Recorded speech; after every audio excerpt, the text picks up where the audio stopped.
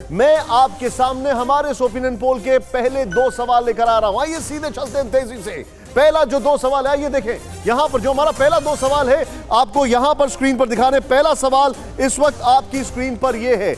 हमने पूछा, यहां पर देखें आप, बंगाल में प्रधानमंत्री की मेगा रैली से बीजेपी को कितना फायदा होगा। मैंने आपसे यह पूछा कि बंगाल में प्रधानमंत्री की मेगा रैली से बीजेपी को कितना फायदा होगा। अब जरा यहां पर देखें, बहुत अधिक 41%, थोड़ा बहुत 11.7%, और अगर इन दोनों को जोड़ दें तो आप देख सकते हैं कि वो एक बहुत बड़ा नंबर हो जाता है। अभी अबाउट 52%, बिल्कुल नहीं 37% कह रहे हैं, कह नहीं सकते 9.9%, जो कह नहीं सकते वो भी एक बहुत बड़ा सवाल है कि जो ये कह रहे हैं कि कह नहीं सकते। अब आप समझिए, क्या ऐसा संभव है कि वो भी बाद में स्विंग कर जाएं? ऐसे बहुत सारे सवाल हैं जिसका जवाब शिव बेहतर तरीके से हमें बता सकते हैं। लेकिन दूसरा सवाल यह है, ममता बनर्जी सरकार पर एक बहुत बड़ा मसला है। ये ममता बनर्जी सरकार पर तुष्टीकरण के आरोप से सहमत हैं? यह दूसरा सवाल है। ममता बनर्जी सरकार पर तुष्टीकरण के आरोप से सहमत हैं? बिल्कुल सहमत हैं। 39.3% कह रहे हैं। थोड़ा बहुत सहमत हैं 15.4% कह रहे हैं।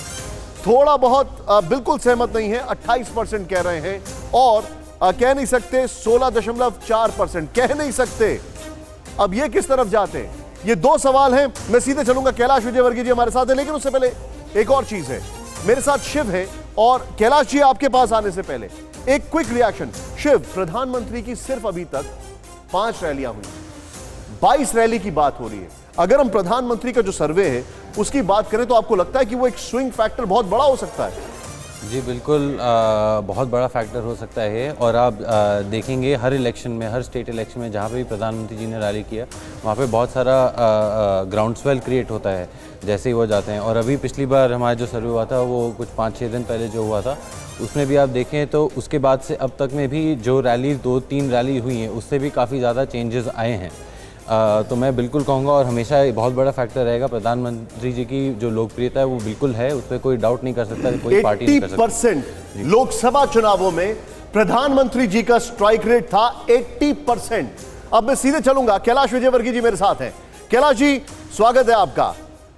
पहले तो मैं आपसे सबसे पहले यह जानना चाह रहा हूं कि अभी इस वक्त बंगाल का मूड क्या कह रहा है। हमने जो सर्वे किया है क्या इससे मिलता जुलता है, या आपकी इंटरनल रिपोर्ट क्या कह रही है? तो मेरी इंटरनल रिपोर्ट थोड़ी सी और आगे है, क्योंकि आपके पास 16% और 9% ऐसे लोग हैं जो कह नहीं सकते जी। वहाँ पर अभी भी डर है, भय है, और लोग मुंह खोलना नहीं चाहते। तो इसलिए ऐसे लोग जो कह नहीं सकते वो बिल्कुल भारतीय जनता पार्टी के साथ आप मान के चलिए, क्योंकि आज भी आतंक बरकरार है।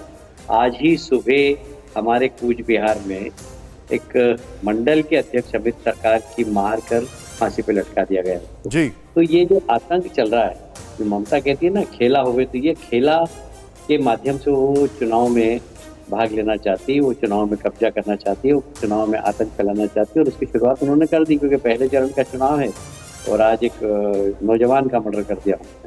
तो ये बहुत सामान्य बात है, और मैं समझता हूँ इसको चुनाव आयोग की चुनौती की तरह लेना चाहिए, और इस प्रकार का आतंक न हो इसकी जवाबदारी चुनाव आयोग को अपने ऊपर लेना चाहिए। तो ये जो खेला होवे और आतंक फैलाकर मतदाताओं को रोकने का प्रयास, जो आपने बहुत सारे सर्वे किए होंगे, पर कह नहीं सकते ऐसा परसेंटेज 16% हो, ऐसा किसी प्रदेश में नहीं।